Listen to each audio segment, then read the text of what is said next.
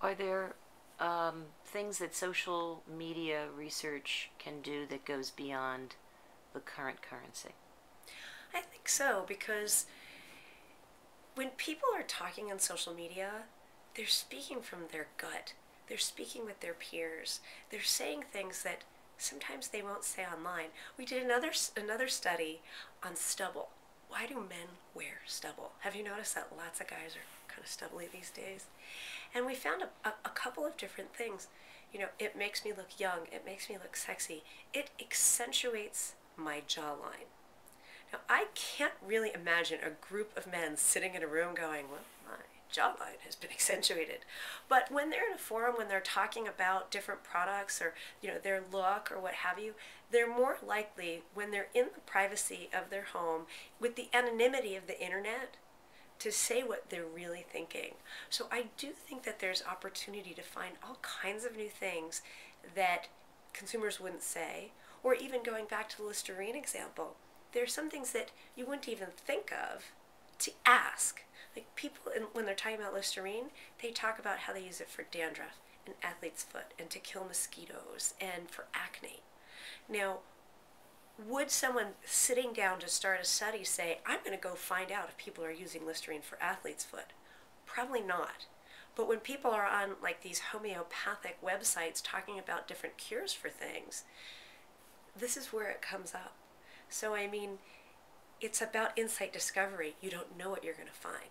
Whereas when you start the other processes, you usually have an idea of what you're looking for. And here, the possibilities are endless. And sometimes they're there, and sometimes they're not.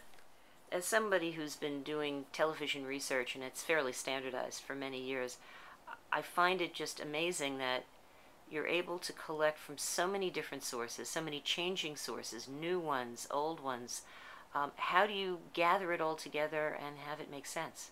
Well, so that's a very good question. And remember that this product was commissioned by 5 of the top 10 largest brands in the world. So they sat with us and said, this is the methodology that I want to use for discovering these insights. And so we are specifically looking for the way that customers or consumers talk about the way they love or like or use a product. So when we're out there crawling the data and aggregating it and organizing it, we're looking for these specific types of expressions. And so it's that lens, that filter, that helps us make sense of everything, because we're looking for, what are people saying about this topic or this brand, and gathering them all together and finding all the patterns and then bubbling them up. So you had mentioned consumer packaged goods. Can you expand into other categories? Oh, absolutely. That's just the tipping point. We have customers across just about every vertical where people are talking. Everybody wants to know what they're saying, but really we're in financial services. We work in film and video. We work with automotive. We work with insurance. We work with retail. So I mean, anybody that's working with a product or service that people are talking about. I mean, it's interesting. I do a lot of educational programs, and we get hundreds, sometimes thousands of people coming to learn about social media. We talk about all kinds of topics. And then I get requests from, oh, can you help me run a report? I'm this tiny laboratory in Wisconsin. And so, no, some people are talking, not enough to really harness the power of NetBase, but if you are working with really any kind of product or service where there's some critical mass of conversation, we're there and we're understanding. If you are one of those small businesses, but you want to know how people feel about a particular topic, some of our customers go beyond just looking at their brand or their competitors' brands. They want to know how consumers feel about charity, or how consumers feel about just a higher level category. I don't know whether it's bubblegum or diapers or anything. They'll look at how consumers feel about the topic in addition to a specific brand. So I think anyone can take advantage of this kind of approach to research.